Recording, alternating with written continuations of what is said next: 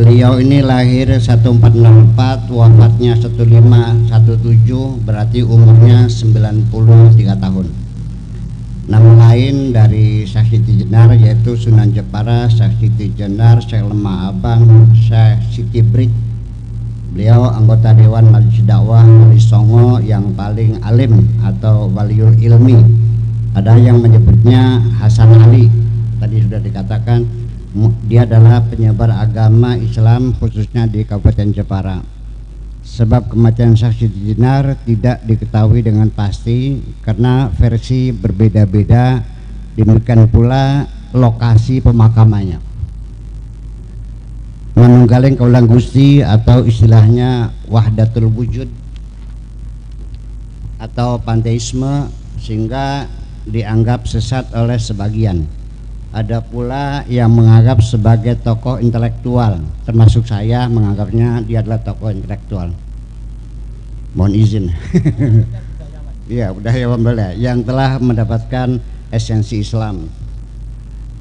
Dalam karya sastranya disebut Pupuh berisi budi pekerti. Ajarannya dianggap bertentangan dengan ajaran Wali Songo, terletak pada pemahaman aspek moral ketentuan syariat yang dilakukan oleh Wali Songo.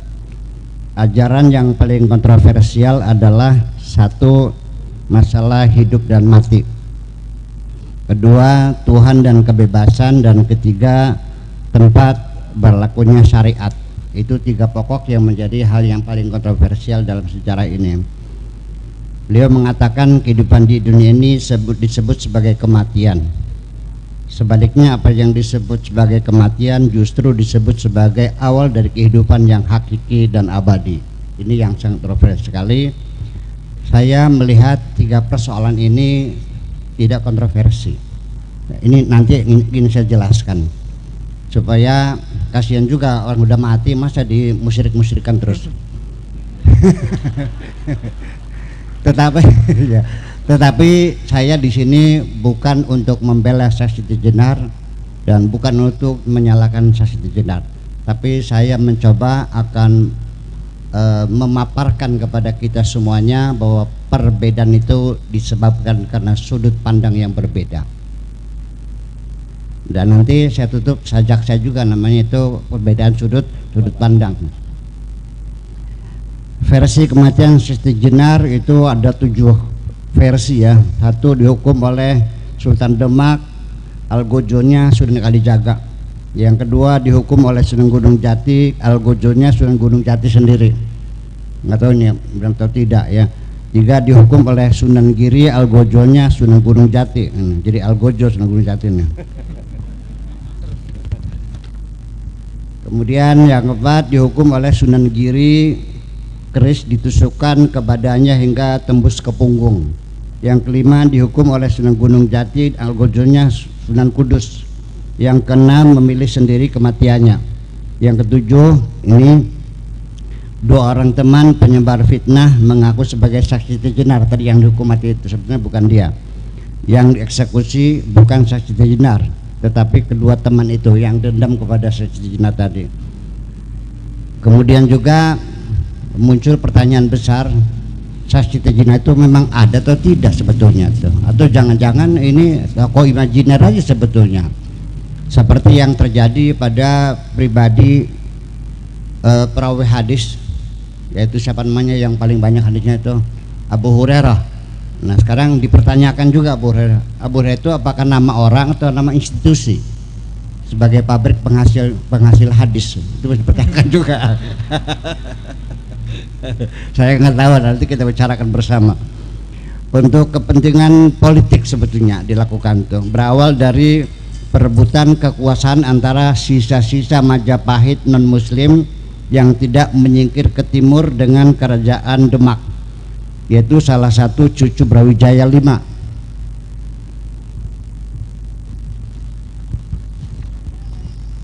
Atau Ki Kebo Kenongo yang beragama Hindu-Buddha beraliansi dengan Syekh Siti Jenar yang beragama Islam. Jadi ini akibat karena konflik politik saja semuanya itu.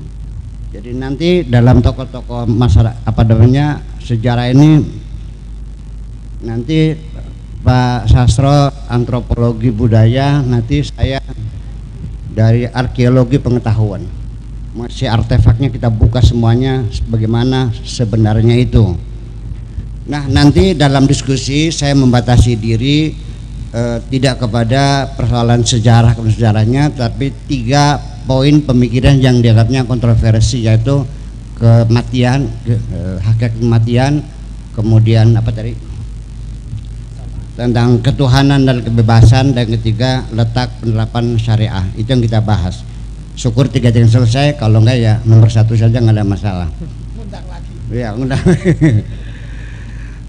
Sebetulnya persoalan mati ini Syekh Siti Jenar juga punya rujukan, saya kira.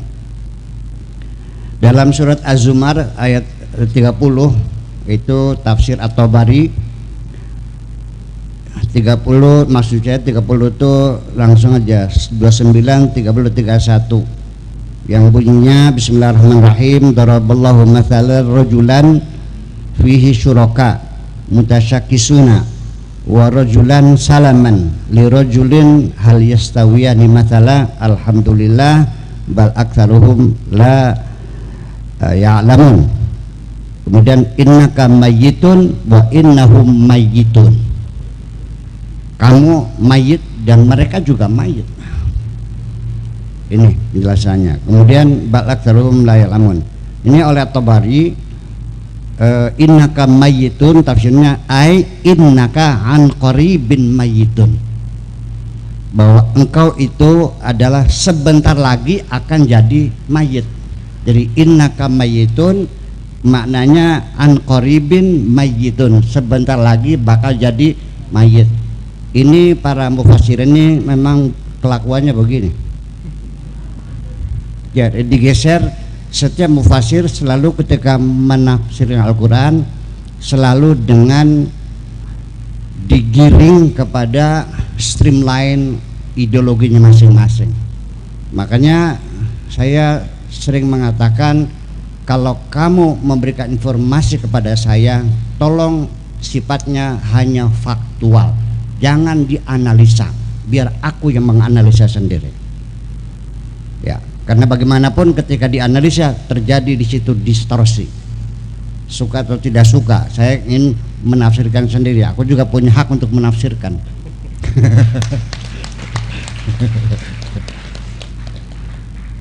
Dua orang yang beragama berbeda menceritakan peristiwa yang sama, ketika diberi izin beranalisa maka pasti akan berbeda.